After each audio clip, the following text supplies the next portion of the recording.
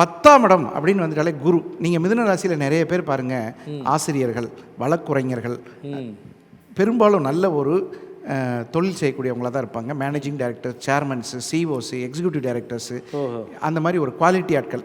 அவர்களுக்கெல்லாம் ப்ரொமோஷன்ஸு, இன்க்ரிமெண்ட்ஸு, கம்பெனிலேருந்து எதையாவது எதிர்பார்த்துட்ருப்போம். இந்த தடவை நமக்கு இந்த மாதிரி சப்போர்ட் பண்ணாங்கன்னா பரவாயில்ல, நம்மளுடைய எக்ஸ்டென்ஷன் பீரியட் கொஞ்சம் எக்ஸ்டெண்ட் பண்ணால் இன்னும் கொஞ்சம் நாளைக்கு வேலை செய்யலாம். சில பேருக்குலாம் சம்பளம் கூட வேணாம், நான் எக்ஸ்டெண்ட் பண்ணுறேன்பாங்க. அந்த மாதிரி போகிறதுக்கான வாய்ப்புகளும் இருக்குது.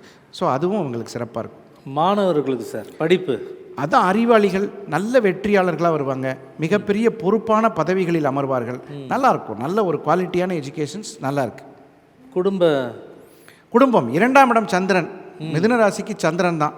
அந்த சந்திரன் வந்து குடும்பத்தில் சின்ன சின்ன சலசலப்புகள் இருந்தாலும் இவர்கள் எப்போதும் வந்து சந்திர பகவானை வழிபடுவதும், மாதத்தில் ஒரு முறை இந்த 3ஆம் பிறைன்னு ஒன்று வருது, அந்த 3ஆம் பிறையை பார்க்கறது இவர்களுக்கு வரம், வருமானம் வரும்.